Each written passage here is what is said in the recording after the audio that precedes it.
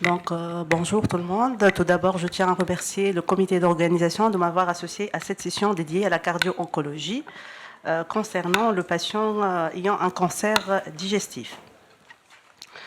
Je n'ai pas de conflit d'intérêt à déclarer. La prescription du traitement antithrombotique, aussi bien le traitement anti-agrégant plaquetaire que le traitement anticoagulant, reste un challenge thérapeutique chez les patients cancéreux à cause du risque hémorragique, particulièrement chez les patients qui sont suivis pour un cancer digestif. Ce défi sera compliqué en cas de prescription de 5-fluorouracil qui constitue un pilier du traitement du cancer du côlon et de l'estomac, car il présente un risque potentiel de cardiotoxicité. Donc, ce challenge, on va le découvrir tout à l'heure à travers une présentation clinique. La survenue d'un syndrome coronarien aigu est fréquent en cas de cancer du poumon, de la prostate, du sein et aussi en cas de cancer du côlon avec une prévalence qui atteint les 3%.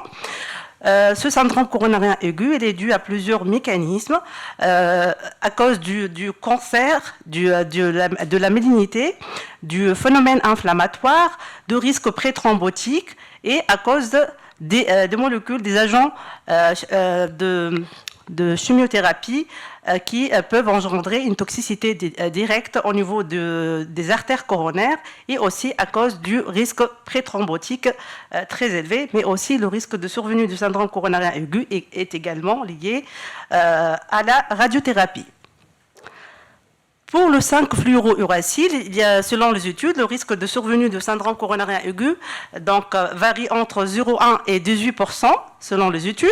Et la cardiotoxicité due à cette molécule peuvent se présenter sous forme de syndrome coronarien aigu, notamment par vasospasme ou d'infarctus du myocarde, de troubles de rythme, notamment la fibrillation atriale, qui sont des situations nécessitant la prescription du traitement antithrombotique. Vous voyez ici selon une méta-analyse qui a été publiée dans le journal américain, le risque de toxicité de survenue du syndrome coronarien aigu lié au 5-FU est d'autant plus important qu'il existe une cardiopathie ischémique avant la prescription de ce traitement. Également, pour la survenue de la fibrillation atriale, il y a plusieurs mécanismes impliqués dans la genèse de ce trouble de rythme. Le cancer en lui-même, l'inflammation, les facteurs de risque du cancer, les facteurs de risque cardiovasculaire, les agents anticancéreux. Deux situations qui vont majorer le risque le recours à l'utilisation du traitement antithrombotique. Et selon une étude qui a été publiée également en 2021, le risque de survenue de la fibrillation atriale en cas de cancer colorectal ou bien de cancer gastrique, elle est de l'ordre de 6%. On va passer maintenant à notre vignette clinique. Il s'agit de M. Béchir, âgé de 67 ans, tabagique à 25 paquets années, qui est sevré en 2020, hypertendu depuis 2016 sous IEC et inhibiteur calcique, diabétique type 2 depuis 2016 sous glucophage, et qui est suivi pour une fibrillation atriale paroxystique, sous rivaroxaban 20 mg par jour et flécaïne à la dose de 100 mg par jour. En septembre 2023, il a présenté des rectoragies de faible abondance associées à un trouble du transit et à un amaigrissement chiffré de 5 kg. La coloscopie a objectivé un processus iso-bourgeonnement du sigmoïde et la biopsie avec l'examen anatomopathologie a conclu un adénocarcinome bien différencié. Le bilan d'extension a révélé un scanner scanner thoraco-abdominopelvien sans métastase. Le marqueur l'ACE était négatif. Le patient il a eu une hémicolectomie gauche carcinologique le 2 octobre 2023. L'examen ANAPAT définitif a conclu un adénocarcinome bien différencié avec atteinte de 4 ganglions sur 16 avec présence d'emboles vasculaires et un engrainement périnerveux. Et la limite était saine. Ce qui indique une chimiothérapie adjuvante par Folfox pendant 6 mois donc, qui comporte 5 FU associés à de l'oxaliplatine et l'acide folique. Mais avant d'initier ce traitement, donc, il faut toujours vérifier le risque cardiovasculaire du patient, notamment chez un patient qui est présent des facteurs de risque cardiovasculaire, une fibrillation atriale. Donc, il faut commencer par faire un examen clinique avec mesure de la pression artérielle pour vérifier le contrôle de la pression artérielle, faire le bilan biologique pour vérifier le contrôle du diabète, de la dyslipidémie. Également, il faut faire un électrocardiogramme à la recherche de troubles de la repolarisation, mais également une échographie est indiquée chez ce patient puisqu'il présente une fibrillation atriale. Donc l'écho est indiqué chez tout patient qui présente des antécédents cardiovasculaires en cas de prescription de 5 FE. Donc l'électrocardiogramme était sans anomalie, le rythme était sinusal. À la biologie, le diabète était relativement équilibré avec une hémoglobine glyquée à 7,1%. La fonction rénale était correcte. La créate était à 96 micromoles, la clairance était à 72 millilitres par minute. Et à l'échographie, la fraction d'éjection était conservée. Le strain global longitudinal était conservé à moins 20% et pas de trouble de la cinétique segmentaire. Alors, la question qui se pose chez ce patient, qui est déjà sous anticoagulant oral direct, le rivaroxaban, qu'on a arrêté déjà avant la chirurgie, vu le risque opératoire est élevé. Est-ce que va-t-on reprendre ce traitement, ou bien l'arrêter, ou bien on va switcher plutôt vers l'apixaban, ou bien on va le mettre sous héparine à bas poids moléculaire, sous antivitamine K, ou bien sous anti-agrégation plaquettaire. D'après vous, laquelle est la proposition la plus juste?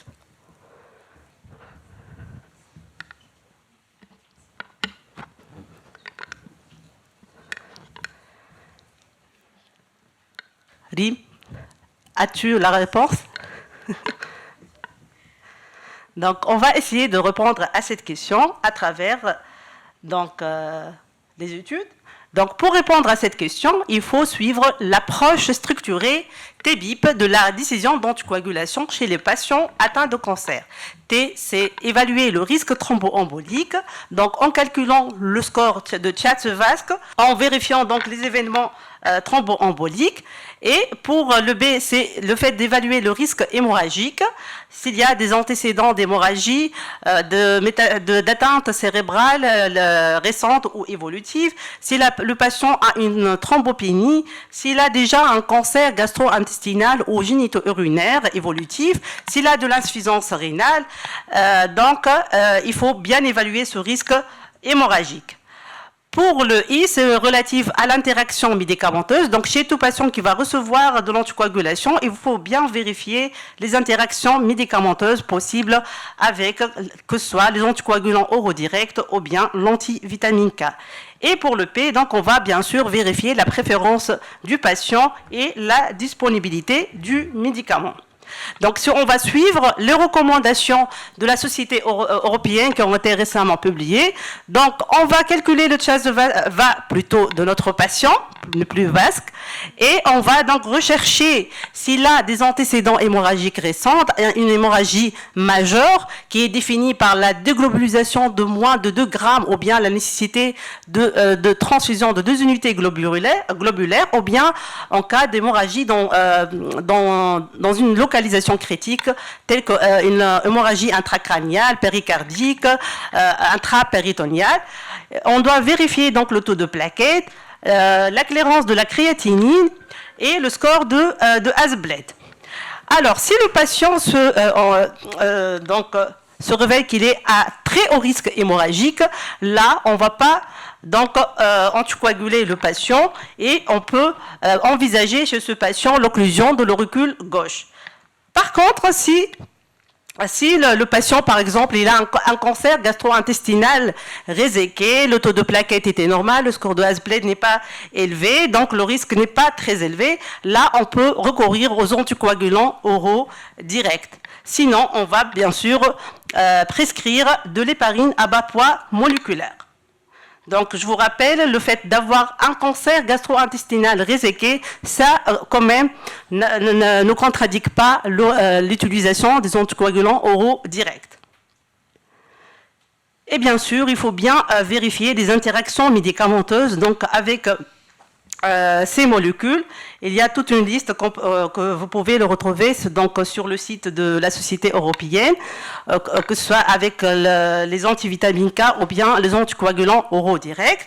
Et là, donc, lorsqu'on a une fibrillation atriale qui n'est pas valvulaire, c'est-à-dire on n'a pas de sténose mitrale ou bien de prothèse valvulaire mécanique, donc on va prescrire de préférence les anticoagulants oraux directs. Et sinon, chez les patients valvulaires, c'est plutôt on va prescrire des antivitamines K. Et en cas de risque hémorragique très élevé, notamment en cas d'hémorragie sévère et récente, un taux de plaquettes inférieur à 50 000, donc les anticoagulants oraux directs sont contre-indiqués et on va plutôt recourir à la prescription de l'héparine à bas poids moléculaire. Donc, n'oubliez pas de calculer ce score à chaque fois que vous avez un patient qui présente une FA non valvulaire, tout en sachant que ce score ne permet pas de bien évaluer le risque thromboembolique chez les patients qui présentent une FA et un cancer.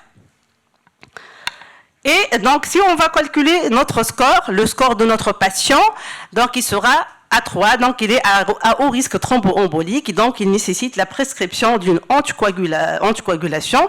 Donc, quel type d'anticoagulant on va prescrire chez ce patient?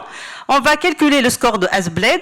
Donc, si on va calculer ce score, donc il est égal à 1, car juste il a l'âge avancé. Et bon, pour la pression artérielle est équilibrée, donc le score de Hasbled est égal à 1. Il n'a pas de thrombopénie, le taux de plaquettes était à 258 000. La fonction rénale était correcte et la tumeur était réséquée. Alors, donc, on peut a priori prescrire des anticoagulants oraux directs chez ce patient.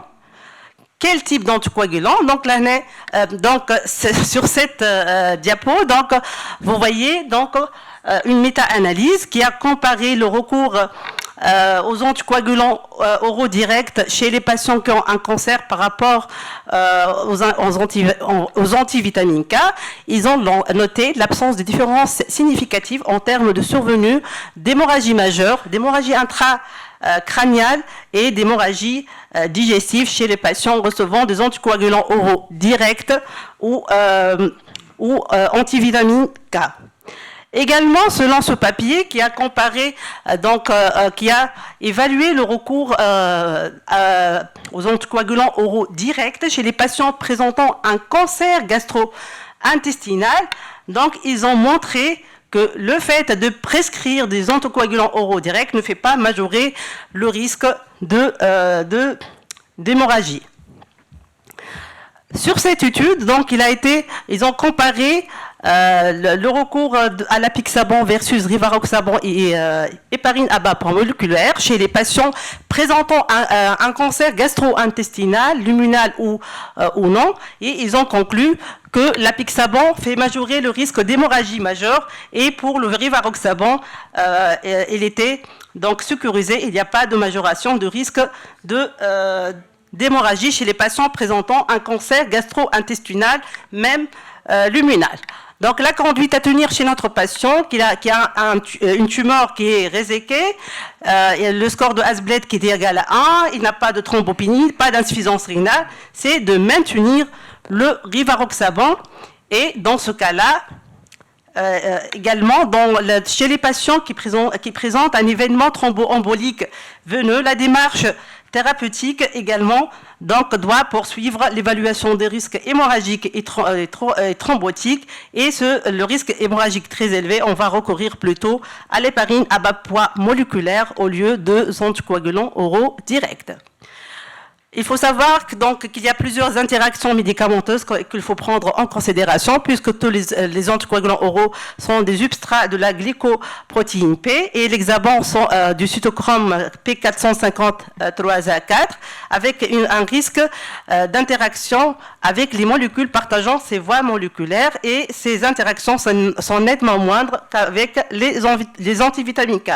Donc vous trouvez donc, cet algorithme sur les recommandations de la Société européenne publiées en 2024 avec les médicaments qui peuvent interférer avec les anticoagulants oraux directs et l'antivitamine K, notamment les antibiotiques. Et il faut savoir que il y a un risque d'interférence avec le 5-FU et l'antivitamine K, donc qu'il faut prendre en considération et réduire la dose et bien surveiller le patient sous antivitamine K.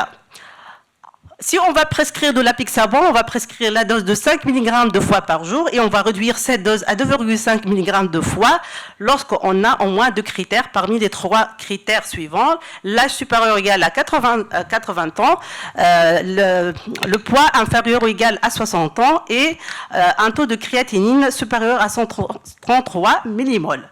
Pour le rivaroxaban, on va réduire la dose à 15 mg par jour lorsque la clairance de la créatinine entre 15 et 49 ml par minute. Et bien sûr, il faut toujours surveiller le taux de plaquettes chez nos patients chez qui on a prescrit des anticoagulants oraux directs, car lorsqu'on va avoir un taux qui est inférieur à 50 000, là, il faut arrêter les anticoagulants oraux directs et prescrire l'héparine à bas poids moléculaire à demi-dose en cas d'événement thromboembolique veineux. Et en cas de fibrillation atriale, il faut penser à l'occlusion de l'auricule gauche lorsque l'espérance de vie dépasse les 12 mois. Donc, notre patient, on a prescrit chez lui, on a maintenu chez lui le rivaroxaban à la dose de 20 mg. On a fait le dosage de la dihydropyrimidine dihydrogénase pour vérifier s'il y a un déficit ou non. C'est une enzyme qui élimine le 5-FU. En cas de déficit de cette enzyme, on va avoir un risque de cardiotoxicité plus importante. Et donc, on a accordé l'initiation de la chimiothérapie à condition d'une surveillance rigoureuse clinique, biologique et électrique. Alors, la première cure et la deuxième cure ont été faites sans incident. Le lendemain de la troisième cure, le patient se présente pour des douleurs thoraciques rétrosternales constrictives durant plus qu'une heure. L'examen physique était sans anomalie, une tension correcte. Et à l'électrocardiogramme, on a noté un sus-décalage du segment ST dans le territoire inférieur. Alors, on est devant un signe inférieur chez un patient qui a un cancer digestif qui constitue un risque très hémorragique. Est-ce qu'on va adopter la même démarche thérapeutique que chez le patient qui n'avait pas de cancer? Oui, bien évidemment, lorsque l'espérance de vie du patient est supérieure à 6 mois, là, on va donc indiquer une revascularisation par angioplastie percutanée et bien sûr la prescription des anti-agrégants plaquetaires tout en prenant en considération les spécificités du patient cancéreux. Il y a un risque thrombotique hémorragique à prendre en considération. Le fait d'avoir un cancer actif, ça classe déjà le patient à très haut risque hémorragique. Donc, il faut toujours vérifier cette balance risque thrombotique et risque hémorragique. Donc, chez notre patient, donc, on va indiquer une double anti-agrégation plaquetaire, une coronarographie, plus ou moins une angioplastie, et on va interrompre de façon temporaire la chimiothérapie. Et là, on va plutôt prescrire donc de clopidogrel au lieu de prasugrel et ticagrelol, qui sont contre-indiqués chez ces patients à risque hémorragique très élevé. En plus, le patient est déjà sous anticoagulant oral direct, donc il faut éviter l'association du ticagrelol et au prasugrel avec l'anticoagulation orale. Et bien sûr, si le risque hémorragique est très élevé, on va raccourcir l'association de la double anti-agrégation plaquetaire. Il y a une étude qui a montré que le fait d'indiquer une stratégie invasive chez les patients cancéreux, même en présence d'un cancer colique, ça ne fait que diminuer le risque de MACE et sans majoration de risque d'hémorragie et de complications intra-hospitalières. Il faut éviter de prescrire l'aspirine lorsque le taux de plaquettes est inférieur à 10 000 et le clopidogrel lorsque le taux de plaquettes est inférieur à 30 000. Et l'inhibiteur P2Y12 qui doit être prescrit en cas de SCA chez un patient cancéreux, c'est les clopidogrel. Et bien sûr, il faut faire attention aux interactions médicamenteuses. Donc, on doit raccourcir la double anti-agrégation plaquetaire à 1 à 3 mois. Et n'oubliez pas qu'en cas d'association à l'anticoagulation orale directe, on doit prescrire la triple traitement antithrombotique pendant une semaine. Puis on va même passer à l'anticoagulation orale toute seule, mais à partir du 6e mois. Pour le traitement donc, le 5FU, il faut le rediscuter à travers une concertation pluridisciplinaire entre cardiologues et oncologues. Et il faut décider si on va reprendre la même molécule ou plutôt une molécule moins toxique. Donc notre patient, il a eu donc une ATC de la coronaire droite avec donc suivi de son traitement.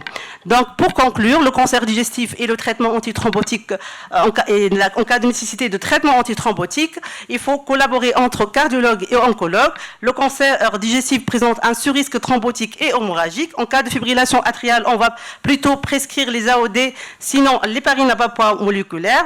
Sinon, s'il y a une contre-indication au traitement anticoagulant, on va indiquer l'occlusion de l'auricule gauche. Et pour le traitement anti-agrégation plaquettaire, donc il faut le prescrire, mais avec une courte durée, tout en surveillant le taux de plaquettes qui contre-indique donc ces molécules lorsque le taux est bas. Donc je vous remercie pour votre attention. Merci, Dr Antit, pour cette excellente présentation très exhaustive. Et pour contrainte de temps, on va laisser la discussion à plus tard. Et sans plus tarder, j'appelle le Dr Triki qui va remplacer Dr Malek pour sa présentation. Mon patient avec histoire de coronaropathie. Alors, bonjour à tous. Tout d'abord, je tiens à remercier donc, le comité d'organisation de la Société tunisienne de cardiologie de m'avoir associé à cette session. J'ai pas de conflit d'intérêt. Alors, donc, je commence directement par mon cas clinique. Patient, donc, M. Habib, âgé de 60 ans. Il est hypertendu, diabétique, tabagique, aux antécédents d'un anstémie, qui a été hospitalisé il y a 3 mois. Il a bénéficié donc d'une angioplastie de la coronaire droite avec implantation d'un stent actif. Après, donc, et actuellement, il revient avec le diagnostic d'un adénocarcinome du côlon. Et une indication à une chimioradiothérapie préopératoire avec une chimiothérapie à base de 5-fluorouracil. Alors, le 5-fluorouracil, c'est une fluoropyrimidine qui représente le deuxième chef de file de produits ayant une cardiotoxicité avec une incidence qui varie entre 1 et 19% et une mortalité qui peut atteindre les 13%. Alors, la toxicité cardiovasculaire liée aux fluoropyrimidines se développe généralement au cours du premier cycle de chimiothérapie et principalement dans les premières 72 heures. Alors, donc, il faut savoir que donc, le risque, il est dynamique, il est variable, puisque donc, le mécanisme, il est plurifactoriel. Il n'y en a pas un seul, il y a plusieurs mécanismes de cardiotoxicité. Et je commence par le plus fréquent, qui est le vasospasme. En effet, donc, ça a été prouvé dans des études, surtout expérimentales, donc, le 5-fluorouracil est incriminé dans le vasospasme. Et cette étude donc, qui a montré qu'il y a une vasoconstriction immédiate de l'artère brachiale après injection de 5-fluorouracil. Alors je passe pour parler de la toxicité directe des cellules endothéliales, qui est donc le 5FU est à l'origine d'une dénudation de la limitante interne du tissu endothélial, qui est à l'origine d'une dysfonction endothéliale. Ceci donc peut être donc à l'origine d'une agrégation plaquettaire avec formation de fibrine. Et là, je vous montre une étude suédoise qui a étudié l'effet du 5FU sur l'endothélium. Là, je vous montre l'aspect de l'endothélium normal sous le microscope électronique. Et après injection de 5FU, donc, on remarque la présence de petites villosités qui sont dispersées avec formation de agrégats plaquettaires. Je termine par un mécanisme donc, métabolique. Il faut savoir que le 5FU est à l'origine d'une déplétion rapide des réserves d'ATP qui altère la capacité des érythrocytes à transporter l'oxygène, surtout principalement vers le myocarde, d'où l'augmentation du métabolisme anaérobique et d'ailleurs c'est à l'origine en quelque sorte à des modifications électriques. Alors donc, je vous montre une étude donc, expérimentale ancienne sur des cochons qui a montré une diminution significative de l'adénosine triphosphate et une augmentation de l'ADP. Alors donc, par rapport aux manifestations cliniques de la cardiotoxicité liée au 5FU, Là, donc, de loin, c'est la douleur thoracique et la présentation est le signe le plus fréquent. Il faut noter aussi les palpitations, les dyspnées, les douleurs pleurales. Ces signes peuvent apparaître que ce soit au repos ou à l'effort. Et il faut noter que le patient peut être totalement asymptomatique. Alors donc, il faut citer donc, les autres facteurs qui peuvent aggraver la cardiotoxicité et principalement la radiothérapie, surtout donc dans la région thoracique. Il y a l'association à d'autres molécules de chimiothérapie qui peuvent donc interférer et aggraver le risque de cardiotoxicité, sans avoir donc oublié les facteurs de risque cardiovasculaire classiques, à savoir donc le tabac, l'HTA, diabète, dyslipidémie et l'obésité, et le fait donc d'avoir une cardiopathie donc, dans les antécédents. C'est donc pour cette raison qu'il faut bien établir le rapport bénéfice-risque qui doit être établi en concertation avec oncologue, cardiologue. Alors donc, que disent les recommandations ? Initialement, donc, il faut insister sur le moment optimal pour envisager les stratégies de prévention. Alors, c'est au moment du diagnostic du cancer et c'est avant d'entamer et de commencer le traitement par chimiothérapie. Cela, donc, permet de prendre en compte le risque cardiovasculaire lors du choix de traitement anticancéreux, d'éduquer les patients pour leur risque cardiovasculaire. Ça permet de personnaliser donc les stratégies de surveillance et de suivi et d'orienter le patient à haut risque vers des centres de cardio-oncologie appropriés. Et les recommandations ont établi un checklist qui donc commence par un examen clinique minutieux qui doit remonter les facteurs de risque cardiovasculaire, les antécédents de maladies cardiovasculaires, antécédents de chimiothérapie, mais également donc un bilan biologique un peu exhaustif. On doit donc doser donc les BNP, les troponines, un bilan lipidique avec LDL cholestérol, glycémie à jeun, hémoglobine glyquée. Et il faut impérativement réaliser un électrocardiogramme. Alors pour le TT, il est indiqué donc pour les patients à risque avec antécédents de cardiopathie. Alors, au bout de cette évaluation préthérapeutique, seront classés automatiquement à haut risque de cardiotoxicité les patients diabétiques, les patients avec insuffisance rénale, les patients qui cumulent plusieurs facteurs de risque cardiovasculaire et les patients, bien entendu, avec une atteinte cardiaque établie. Alors, revenons à notre patient. Mon patient, il est asymptomatique, il a une bonne pression artérielle dans les objectifs, un IMC à 24 kg par mètre carré. À l'électro, donc, il est sinusal, il est bien ralenti à 50 cycles par minute. Donc, à la biologie, donc, l'hémoglobine glyquée et l'LDL cholestérol sont au-delà de l'objectif. Et il est sous rosuvastatine 20 mg, clopidogrel, aspirine et bisoprolol 2,5 mg. Donc, on a complété par une échocardiographie avec strain qui est revenu sans anomalie. Alors, est-ce que c'est suffisant pour un patient coronarien qui vient d'être traité par 5FU? Qu'en est-il de la recherche d'ischémie myocardique avant le traitement par 5FU?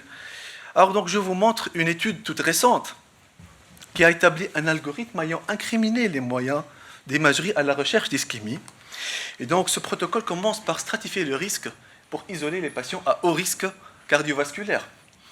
Après, si le patient il présente une atteinte cardiaque, là d'emblée, il doit bénéficier du protocole de cardioprotection. Si le patient n'a pas de cardiopathie, là, il faut estimer la probabilité pré-test de cardiopathie ischémique. Bien entendu, comme disent les recommandations de syndrome coronarien chronique, si la probabilité pré-test est présumée intermédiaire, là, l'examen le plus recommandé, c'est le score-scanner, mais si la probabilité est plutôt élevée, là, les examens recommandés, c'est l'IRM de stress, l'écho de stress, et même on peut aller vers la coronarographie. Alors donc, si le test est positif, le patient, bien entendu, va bénéficier donc du protocole de la cardioprotection. Alors donc, les recommandations ne sont pas claires dans ce sens. Ce qui est noté dans le texte, c'est que les techniques d'imagerie peuvent être indiqués en cas de risque élevé. Mais quel examen choisir et pour quel patient? Le choix des explorations est tributaire donc des expertises locales et les équipes donc, de cardio-oncologie. Alors donc je reviens à mon patient qui est asymptomatique, le bilan il est normal, il est donc présumé donc présente une revascularisation complète. Donc qu'est-ce que je dois faire? Alors on doit commencer par traiter les facteurs de risque cardiovasculaire en se basant sur les recommandations de prévention cardiovasculaire. Donc il faut insister initialement sur le sevrage tabagique, la perte du poids, l'activité physique. Il faut exiger un objectif de pression artérielle entre 120 mm de mercure et 129 de systolique et 70 et 79 de diastolique. Un LDL cholestérol inférieur à 0,55 g par litre chez les patients à haut risque et pour les diabétiques, une hémoglobine glyquée inférieure à 7%. Il faut faire attention à la polymédication et il faut s'acharner à chercher les troubles hydroélectrolytiques, surtout l'hypokaliémie et l'hypomagnésémie, et ne pas hésiter à y intervenir. Et surtout, il faut assurer la surveillance à la fin de la cure et une semaine après par électrocardiogramme, dosage des marqueurs, troponine et BNP, et bien sûr l'imagerie cardiaque par ETT, échographie cardiaque et strain. À ce stade-là, est-ce que c'est suffisant?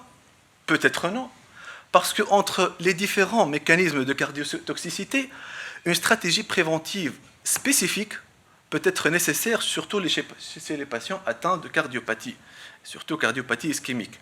Alors donc je vous montre une étude chez des patients à haut risque cardiovasculaire atteints avec une atteinte cardiaque où un test d'ischémie a été réalisé avant même d'entamer le traitement par chimiothérapie, ce qui permet de guider le choix thérapeutique préventif pour les patients à haut risque et très haut risque, mettant en jeu donc des protocoles qui diffèrent selon les centres.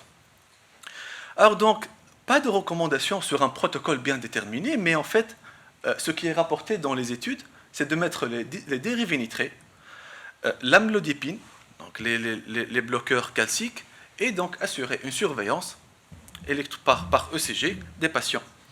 Et donc, ce qui est montré dans cette étude, réellement, c'est l'efficacité de ce protocole, parce qu'il y a clairement plus d'événements ischémiques, plus de douleurs thoraciques et des modifications électriques chez le groupe des patients donc, ayant reçu le 5FU sans protocole de cardioprotection.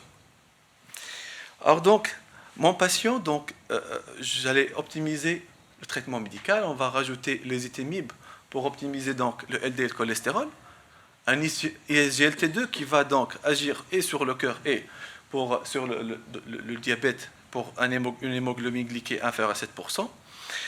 Alors donc, après, mon patient revient 3 jours après sa cure avec 5FU, avec une douleur thoracique. On a fait le CG, et voilà, donc il y a un sus-décalage en antéroceptal, c'est un infarctus, clairement. Il a été donc exploré donc, à temps, en urgence. La coronaire droite, le stent, il est perméable, il n'y a rien. Donc l'injection du réseau gauche, voilà, donc on a une sténose serrée de l'IVA distale, mais attention, il faut avoir le réflexe et penser au vasospasme, il faut donner les nitrés en IV, et donc le spasme se lève et le problème est résolu. À ce stade-là, qu'est-ce qu'il faut faire? Le patient, donc, il fait la cardiotoxicité. Là, clairement, il faut arrêter la 5-fluorouracile. Il faut donc chercher une alternative pour le traitement anticancéreux. Et là, ça doit être donc sujet d'une concertation multidisciplinaire entre cardiologues et oncologues. Mais je ne vous cache pas que parfois, donc, le 5FU donc, est nécessaire, surtout pour le pronostic du cancer. Et là, donc, on est amené donc à continuer la 5FU, mais cette fois-ci avec donc d'une attitude hyper prudente. Il faut donc une unité de surveillance, de cardio-oncologie. Il faut optimiser donc les nitrés et les bloqueurs calciques avec le maximum de doses tolérées. Si possible, on peut diminuer la dose de 5FU, bien sûr après accord des oncologues. Et donc, ce qui est recommandé est d'éviter les injections continues et opter vers des bolis. Alors, je termine par des perspectives. Je vous montre donc ce papier qui parle de l'uridine triacétate, qui est une prodrogue de l'uridine. C'est en fait l'antidote de la 5FU. C'est un produit qui est FDA approved en termes de surdosage, mais il n'y a pas de data, il n'y a pas de données par rapport à la cardiotoxicité. Espérant donc que des études peuvent prouver donc la cardioprotection. C'est une étude expérimentale italienne sur les cellules endothéliales donc, qui a montré que les lésions induites par les 5-FU ont été empêchées par le GLP-1, c'est glucagon-like peptide, ce qui ouvre la possibilité d'utiliser les analogues GLP-1 pour traiter la toxicité cardiovasculaire induite par les 5-FU. Et je termine par ce papier donc, qui a donc testé le S1. S1, c'est une fluoropyrimidine présentant de faibles taux de cardiotoxicité. Et donc, cette molécule donc, a prouvé son efficacité et surtout sa sécurité avec un taux de cardiotoxicité qui ne dépasse pas les 5%. Mettez comme message, donc c'est la cardiotoxicité liée au 5-FU est caractérisée par une grande variabilité. L'évaluation du rapport bénéfice-risque avant le traitement est primordiale et doit être réalisée en collaboration entre cardiologues et oncologues. La prévention de la cardiotoxicité passe par une stratification de risque de toxicité cardiovasculaire. Et enfin, il faut veiller à surveiller les patients et ne pas hésiter à intervenir à temps. Et je vous remercie pour votre attention. Merci, Dr Triki. C'était une très, très belle présentation. Mais j'ai une petite question. Hein, parce que le 5-FU, il m'intrigue. Mais oui, hein. On voit que beaucoup de patients de cancer de côlon sont 5-FU. Donc, selon vous, hein, c'est des patients qui sont coronariens et qui étaient stentés. Vous avez dit qu'il faut évaluer ce risque. Oui. Ouais. En fonction de quoi? Est-ce que c'est un angor stable? Est-ce qu'il y a des risques d'instabilité? Je n'ai pas entendu les troponines. Donc, sur le plan pratique... Sur le plan pratique, en fait, il faut être très exhaustif. Voilà. Il faut être très, très exhaustif. Il faut commencer par le moindre facteur de risque, même des cigarettes, allant jusqu'au coronaire. Alors donc, il faut remonter tous les facteurs de risque et il faut y agir d'une façon active. Il faut essayer il ne faut pas hésiter donc à faire des examens complémentaires. Là, le bilan que j'ai cité, les troponines, les BNP, l'électrocardiogramme, le strain si possible, et surtout, j'ai parlé par les tests d'ischémie, il faut pas hésiter à les prescrire. Ma question, c'est que c'est un coronarien qui vient et qui est stenté, qui est asymptomatique. Quand vous allez aller vers la scintigraphie et quand vous allez pratiquer une coro, parce que c'est une question, c'est notre question quotidienne. Hein. 5-FU, chez un patient multifactoriel qui a plusieurs facteurs de risque, je vous jure, il n'y a rien sur les recos. Il n'y a pas. Voilà, c'est un cas par cas. Et donc, dans ce type de cas, quand?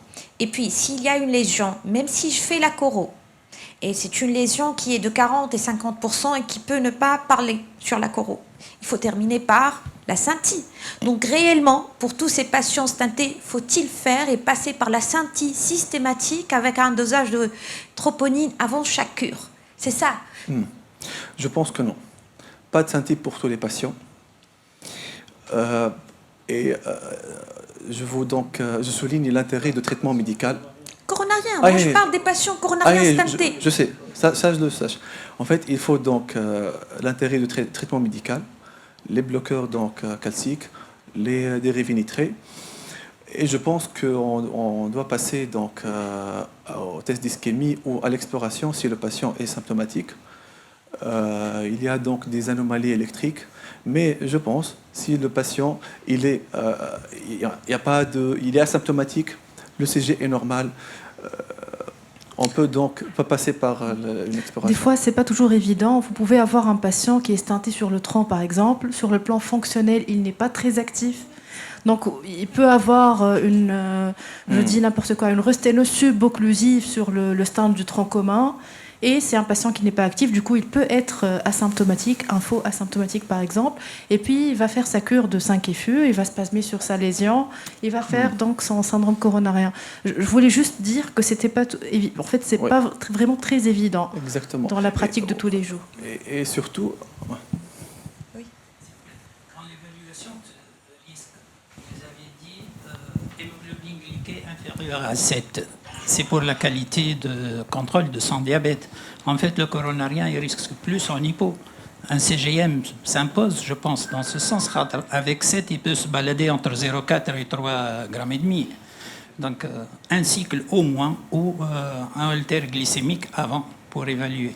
Et s'il est sous bloqueur calcique, est-ce que tous les bloqueurs se valent dans ce sens? On a vu que c'est un spasme spécifiquement, donc l'amlodipine n'est peut-être pas la meilleure. Oui. Mais en fait, dans les recommandations et les études, c'est surtout les dihydropyridine, amlodipine, qui agissent sur la tonicité. Donc c'est un vasodilatateur. Ouais. Je voulais juste apporter une petite... Merci. Pour les malades qui ont simplement des facteurs de risque, 65 ans, diabétiques, hypertendus, tabagiques, et qui présentent un cancer, et qui vont recevoir du 5FU, c'est plus simple, c'est moins cher, c'est moins stressant, à mon avis, d'aller vers la coronaro. Nous avons des coronarographistes qui sont très bien. Ça se fait en 15 minutes. On arrive à stratifier les malades qui sont à risque et les malades qui ne sont pas à risque. Ceci, c'est à réserver pour les malades qui ont beaucoup de facteurs de risque. En fait, c'est une remarque qui est pertinente, mais en fait, je ne suis pas tout à fait d'accord avec vous parce que la coronarographie, ce n'est pas un examen anodin. C'est un acte qui peut durer 10 à 15 minutes, oui, mais peut tourner mal. Hein. Il faut donc penser 1000 fois avant de faire la coronarographie. C'est ça c'est mon avis. Exactement. Et le mécanisme le plus incriminé, c'est le spasme. Et il faut savoir que même en faisant la coronarographie, on n'est pas sûr que le patient ne va pas faire un accident ischémique. Et donc, je reviens sur l'importance du traitement médical. Il faut donc donner les dérivés nitrés, les bloqueurs calciques. C'est très, très important. Je vous remercie. C'est un sujet très intéressant, mais on va céder la parole maintenant à notre cher ami Dr Boumhad. Mon patient, il présente des douleurs thoraciques sous 5FU. Merci. Je vous souhaite la bienvenue. Je pense que la plupart de la présentation a été dite par mon collègue. Donc, my patient experienced chest pain while on 5FU treatment. Je n'ai pas de conflit d'intérêt à déclarer. Ma présentation est en anglais pour mes collègues anglophones, mais je vais parler en français. Il faut savoir que les pathologies cardiovasculaires et les pathologies néoplasiques sont en nette progression parce que, pour la simple raison, les moyens de dépistage et de diagnostic sont beaucoup plus disponibles et assez spécifiques. Il faut savoir aussi que les patients qui survivent d'une néoplasie, quel que soit le siège, meurent par la suite par une pathologie cardiovasculaire qui est la principale cause de morbimortalité chez ces patients. Donc, il faut comprendre la physiopathologie de la maladie cardiovasculaire chez les patients qui reçoivent un traitement anticancéreux ou qui ont déjà une néoplasie active. Donc, la douleur thoracique qui survient chez un patient qui est sous 5FU est un symptôme très fréquent et peut atteindre les 45% des patients qui reçoivent cette molécule. Je vous présente le cas typique d'un patient de 68 ans, de sexe masculin. Il a un néo du côlon et il reçoit 46 heures après le 5FU en dose continue, et qui consulte les urgences pour des douleurs thoraciques. Donc, il n'a pas d'antécédent cardiovasculaire particulier. À l'électrocardiogramme, on trouve un sous-décalage du segment ST qui englobe l'onde T, avec un passage rapide en FA et une réponse ventriculaire rapide. Donc, la perfusion de 5FU a été arrêtée dans les médias et le patient a été acheminé en salle de cathétérisme cardiaque. Et là, on objective une lésion calcifiée modérée à l'évia moyenne qui ne nécessite pas de revascularisation et le diagnostic final était jugé un vasospasme, un spasme coronaire. Donc, quels sont les facteurs de risque du spasme coronaire? Est-ce que tous les patients qui sont sous 5FU vont faire du spasme coronaire? Non. Ça implique l'âge. Plus on a un âge plus que 55 ans, plus on est exposé à faire du spasme coronaire. Est-ce que votre patient a une pathologie rénale préexistante? Est-ce qu'il a une pathologie cardiovasculaire préexistante, à savoir une cardiopathie ischémique ou une maladie structurelle cardiaque? Est-ce que votre patient il a reçu aussi en parallèle une radiothérapie? Est-ce qu'il est hypertendu? Est-ce qu'il a une dyslipidémie? Une histoire de tabagisme? Et surtout aussi le régime de la perfusion de votre molécule. Vous voyez ici, si votre patient, je ne sais pas si vous voyez bien aux diapositives, si votre patient reçoit une infusion continue de 5FU, il est plus que 5 jours, il est prédisposé à jusqu'à 18% de vous présenter un spasme coronaire. Par contre, s'il a une infusion courte ou même un bolus, et vous voyez là, lorsque vous passez à un bolus, vous voyez ce chiffre-là, il va baisser jusqu'à 3%. Voilà les mécanismes qui sont impliqués dans la physiopathologie du spasme coronaire. Il implique une toxicité myocardique directe à travers les produits qui sont les produits oxygénés qui sont les radicaux libres oxygénés, mais aussi un vasospasme coronaire par l'augmentation de l'endothéline 1 et la baisse de l'oxyde nitrique. Je ne reviens pas sur cette figure, ça a été bien expliqué par mon collègue. Je rajoute aussi un détail qui n'a pas été mentionné, c'est que le traitement de cancer, il baisse le taux de fibrinogène. La fibrinogène a été connue comme stabilisateur de la viscosité sanguine et lorsque vous avez une perturbation du taux de fibrinogène, vous avez augmentation du taux du globule rouge par anomalie de la viscosité sanguine. Et ça contribue directement aux thromboses coronaires. J'insiste sur le vasospasme coronaire. C'est le symptôme le plus fréquent des douleurs thoraciques chez les patients qui reçoivent de la 5FU. Et ça peut se manifester de la simple douleur thoracique jusqu'à un éventuel STEMI. Et ces symptômes apparaissent dès les 24 heures jusqu'à 72 heures après l'infusion, le début d'infusion et le premier cycle de chimiothérapie. Et les patients qui ont eu l'expérience de douleur thoracique à l'infusion de 5FU, peut être un peu différente des douleurs thoraciques classiques, elle peut se résoudre spontanément. Donc, ce qu'on peut percevoir à l'électrocardiogramme, on peut trouver des anomalies du segment ST, des non-stémies ou des stémies ou bien des non-stémies.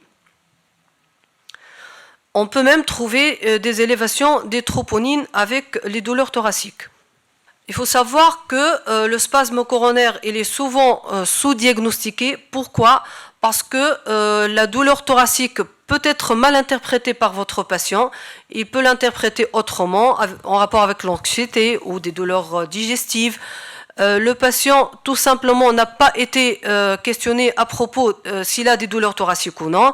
Ou bien c'est la conscience des praticiens qui ne sont pas bien éduqués concernant les douleurs thoraciques qui surviennent chez les patients qui reçoivent de la chimiothérapie à base de 5FU.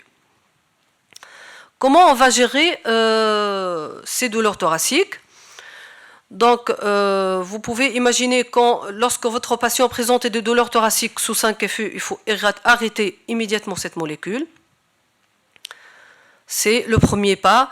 Il faut l'évaluer en urgence, c'est-à-dire évaluer le risque cardiovasculaire de votre patient, évaluer son expérience, c'est sa première expérience, ou bien s'il avait les mêmes douleurs au cours des cycles précédents. Je vais passer par la suite si on va réintroduire ou non cette molécule. Par la suite, on va passer des traitements à base de nitrate, de dérivés nitrés ou des bloqueurs des canaux calciques pour améliorer les symptômes et manager ce spasme. Mais il faut savoir que dans certains cas, le fait de faire passer de ces molécules n'améliore pas les douleurs thoraciques. Est-ce qu'on a le droit de réintroduire cette molécule chez ce même patient? Ça dépend de la réaction initiale. Si votre patient a présenté un réel STEMI où il a élevé ses troponines au cours de la première perfusion du 5FU, ça dépend aussi, il faut monitorer votre patient avec une prophylaxie avant de passer cette molécule, c'est-à-dire passer des bloqueurs des canaux calciques, passer des dérivés nitrés. Il faut une télémétrie continue au cours de la perfusion pour votre patient. Il faut éviter les drogues spasmogéniques comme les bêta-bloquants. Et penser, il y a certaines études qui ont été en faveur de l'administration du GLP-1 qui diminue la sénescence cellulaire qui est engendrée par le 5FU.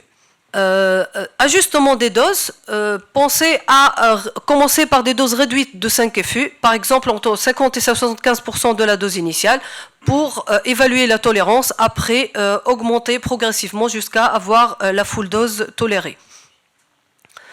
Infusion versus bolus, ça a été démontré que le régime infusionnel il est mieux toléré que les bolis pour les patients qui reçoivent cette molécule.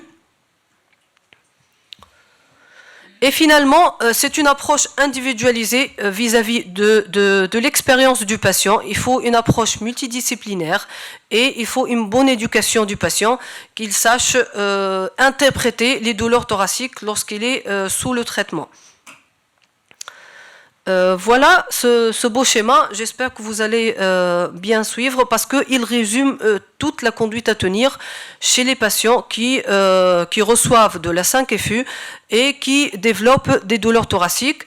Sur la première figure, en haut, pour les différentes manifestations cardiaques de cardiotoxicité, vous allez voir, il y a la toxicité coronaire, les troubles de conduction, les arythmies, les takotsubo et même les morts subites. Et quelles sont les précautions à prendre devant les douleurs thoraciques? Donc, en cas de perfusion d'un bolus, il faut arrêter cette perfusion, il faut passer des nitrates, des inhibiteurs calciques et il faut explorer les coronaires. Dans le cas où vous êtes en train de faire une perfusion continue, aussi le même cas de figure, arrêter la molécule, évaluer l'électrocardiogramme du patient et exclure une maladie coronaire, mais par des tests non invasifs, comme vous voyez. Pour l'Euro-Challenge, on peut, vis-à-vis de la molécule, on peut garder la même molécule. On ne va pas priver notre patient d'une molécule qui s'avère nécessaire pour améliorer sa survie, mais on peut changer de module d'administration. Un pré-traitement, 30 à 60 minutes, 3 à 4 heures avant la perfusion, on va administrer 30 à 60 mg de nifedipine, ou bien des dérivés nitrés. Au cours du traitement, 1 heure avant de passer le traitement, on va ajouter 30 mg de diltiazem et 12 minutes de bolus de dérivés nitrés au cours du traitement et peut-être garder ces mêmes molécules 24 heures après le traitement.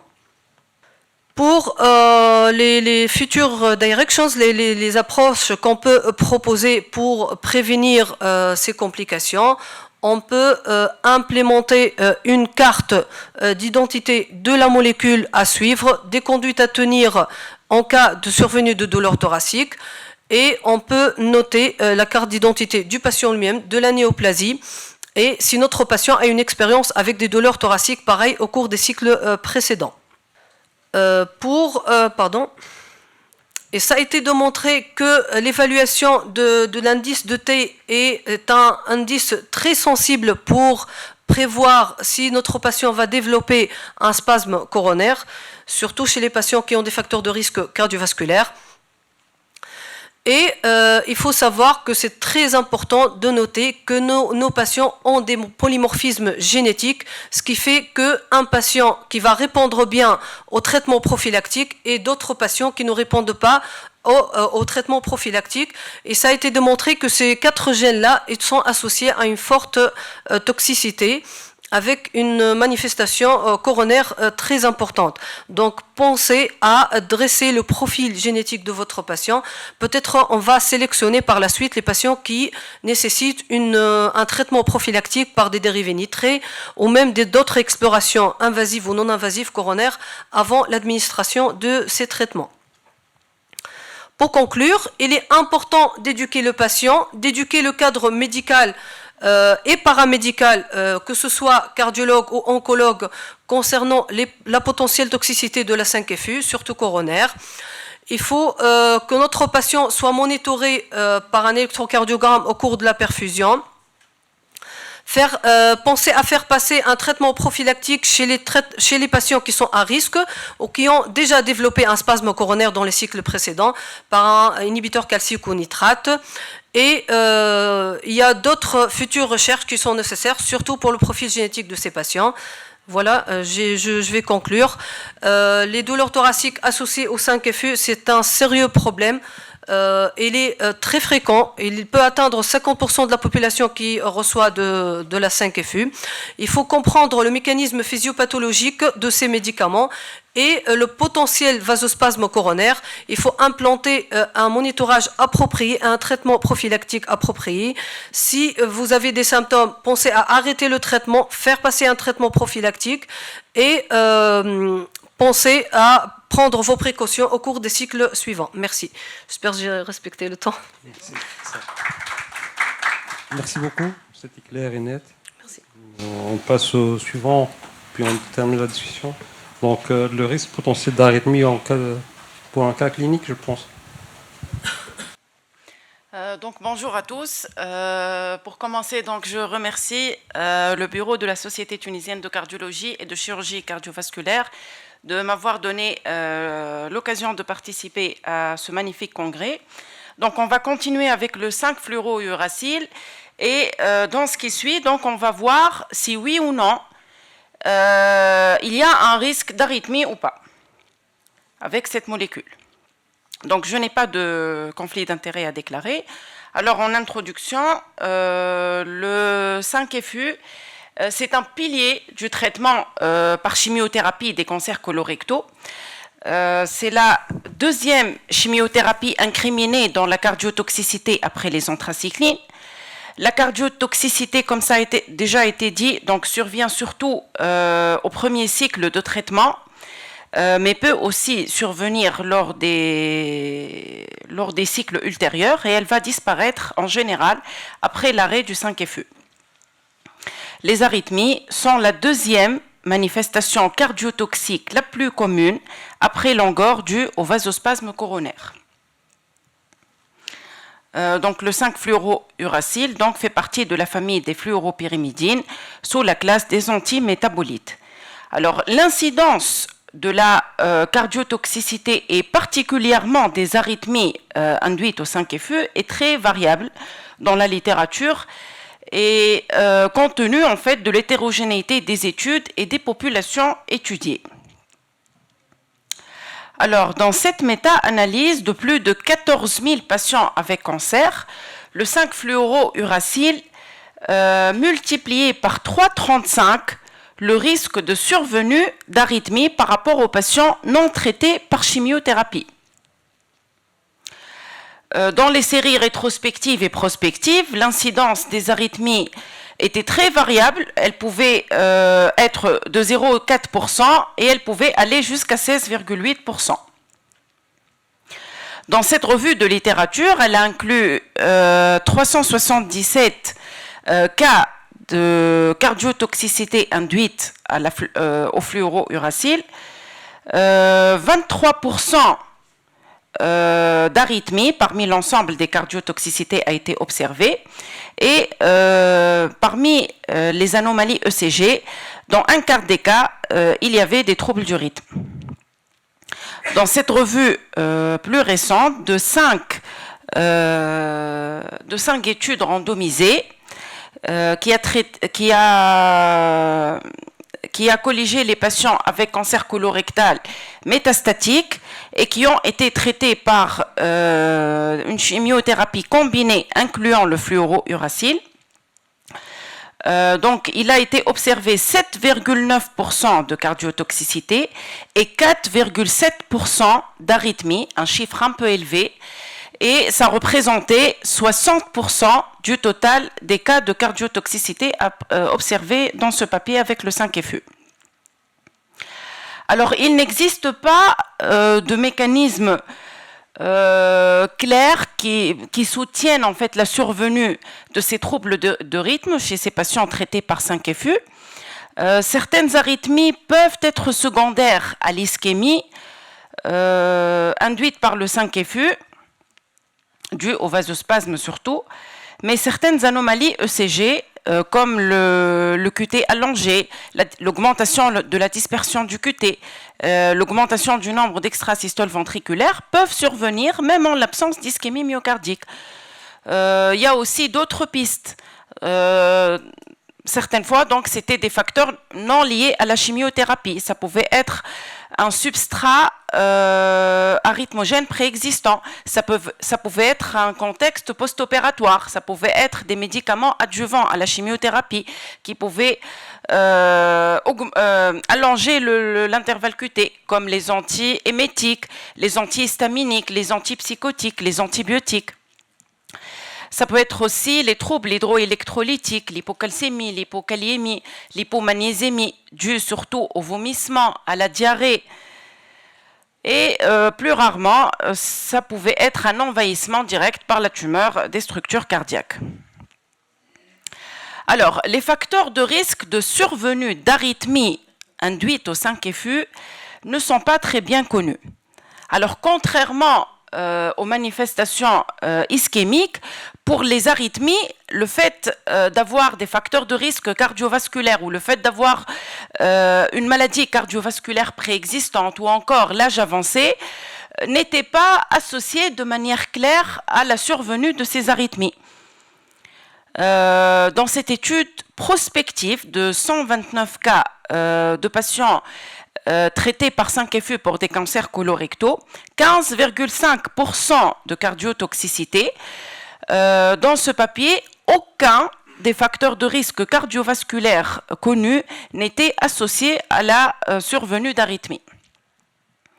La dose de 5FU n'avait pas de relation non plus, mais par contre, les perfusions continues et longues de 5FU augmentaient le risque de survenue d'arythmie par rapport aux perfusions courtes. Dans cette revue qu'on a déjà vue, donc, la majorité des patients qui avaient présenté les arythmies étaient traités par des infusions continues de 5FU. Mais aussi les régimes combinés ou les traitements combinés incluant le 5FU augmentaient le risque de survenue de ces arythmies par rapport au 5FU seul. Dans cette revue, donc, de patients traités par des chimiothérapies combinées incluant le 5FU, parmi tous les facteurs qui ont été testés, seule l'association du 5FU au panitumumab était significativement associée à la survenue d'arythmie chez ces patients. C'est l'équivalent un peu d'une immunothérapie. Alors, quel type d'arythmie pouvaient présenter ces patients sous 5FU? Alors, aussi bien l'étage atrial que ventriculaire pouvaient être concernés. Ça pouvait être des troubles du rythme ou des troubles de la conduction, et la sévérité pouvait aller des simples constatations électriques totalement asymptomatiques au décès. Les arythmies les plus communes, c'était les bradycardies sinusales et les extrasystoles ventriculaires. Leur incidence dépassait les 10%. D'autres troubles du rythme tels que la fibrillation auriculaire, la tachycardie ventriculaire ou encore des cas de mort subite cardiaque, étaient communément retrouvés avec des incidences qui restent quand même inférieures à 10%. L'allongement du QT, les torsades de pointe, les extrasystoles atriales, les tachycardies supraventriculaires ou encore les blocs auriculo-ventriculaires étaient moins rapportés, la plupart étant des case reports. Donc, les données de l'ESC et le consensus de l'AHA confirment ces datas. Alors, la plupart de ces arythmies sont asymptomatiques, retrouvées sur des électrocardiogrammes ou sur des holters rythmiques. Dans cette étude, des holters ECG ont été pratiqués chez des patients traités par 5FU, ensuite, pendant les premières 24 heures de la chimio. Alors, par rapport aux holters avant traitement, il a été noté une diminution significative de la fréquence moyenne sous 5FU et une augmentation significative du nombre et de la complexité des extrasystoles ventriculaires, mais aussi des extrasystoles atriales, et il a été aussi noté une augmentation significative des arythmies ventriculaires complexes. Et par complexe, donc, ils incluaient le nombre important de SV, le caractère multifocal, mais aussi les tachycardies ventriculaires. Parmi tous ces patients, 2 seulement ont présenté des symptômes de douleur thoracique, mais sans signe clinique évident d'atteinte coronaire. Voici un exemple des arythmies ventriculaires que pouvaient présenter les patients au holter. Donc à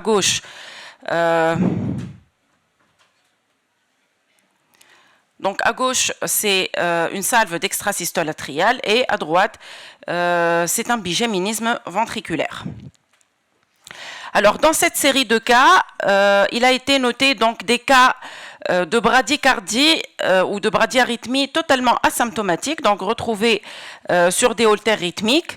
Ces bradycardies pouvaient durer entre quelques heures et plus de 24 heures et quasiment dans quasiment la plupart des patients, il n'a pas été nécessaire de modifier le traitement ou de donner un traitement spécifique. Alors, cette étude s'est intéressée au QT. Il a été réalisé des ECG avant le premier cycle de traitement par 5FU, pendant les premières 24 heures, puis durant les cycles ultérieurs de 5FU.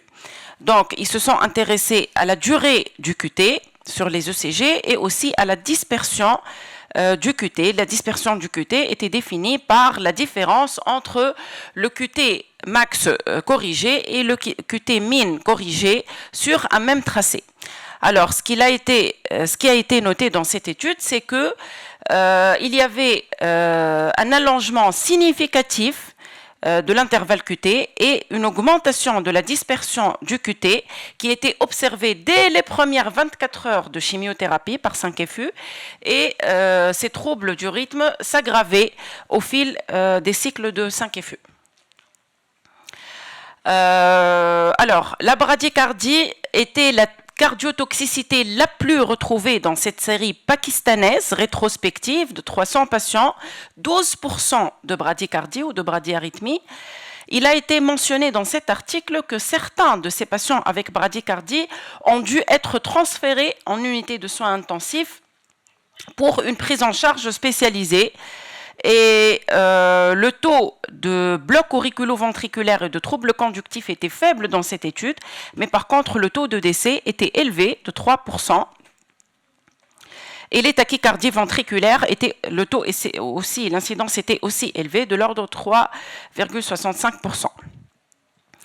Alors dans cette revue systématique de 30 études, les patients symptomatiques, ou plutôt chez les patients symptomatiques, donc on pouvait trouver surtout des douleurs thoraciques et des palpitations. Les troubles du rythme qui ont été trouvés, c'était surtout des tachycardies non spécifiques, en dehors des bradycardies, des tachycardies ventriculaires et des rares cas de BAV qui étaient constatés dans la série pakistanaise qui a été déjà citée. Dans ce même papier, donc, il a été réalisé des ECG dans 9 études, des holters rythmiques dans 3 autres. L'incidence des arythmies variait entre 0 et 21%. C'était principalement des extrasystoles ventriculaires, des bradycardies sinusales, des tachycardies sinusales, de la fibrillation auriculaire, des intervalles QT prolongés, une augmentation de la dispersion du QT, des extrasystoles auriculaires, des durées de P prolongées et une augmentation de la dispersion de l'onde P aussi. Sur les holters, c'était surtout des extrasystoles ventriculaires, des bradycardies, mais aussi des arythmies ventriculaires complexes, dont des tachycardies ventriculaires, notées par la série turque qu'on venait de voir. Les allongements du QT après 5 FU étaient plutôt modérés et le QT était dans la plupart des études inférieur à 500 millisecondes. Dans quelques études, l'allongement pouvait persister jusqu'à 6 mois après l'administration de 5 FU. L'incidence dans les séries prospectives de la fibrillation était de l'ordre de 6,3%. Et des cas de mort subite cardiaque ont été également rapportés, comme le cas de ce patient de 60 ans. Il fait un arrêt cardiaque sur une fibrillation ventriculaire. Il a été ressuscité. C'est survenu 4 jours après la dose de 5 FU. Et le 5 FU était présumé coupable devant la négativité du bilan d'investigation. Et il a bénéficié de l'implantation d'un DAI en prévention secondaire. Alors, les données sur l'évolution de ces patients après cardiotoxicité au 5 FU sont très pauvres. En dehors de quelques cas cliniques rapportés dans la littérature, il n'existe pas de chiffres révélant la fréquence avec laquelle les patients avec cardiotoxicité se sont présentés au service d'urgence ou ont été hospitalisés dans des hôpitaux ou dans des unités de soins intensifs. La mortalité secondaire à la cardiotoxicité en général variait entre 0 et 28% et était encore plus importante chez les patients qui ont été réexposés au 5 FU après une cardiotoxicité, et la mortalité due aux arythmies reste totalement inclaire.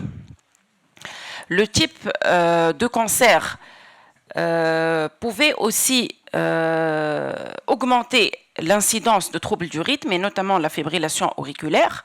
Dans ce gros papier,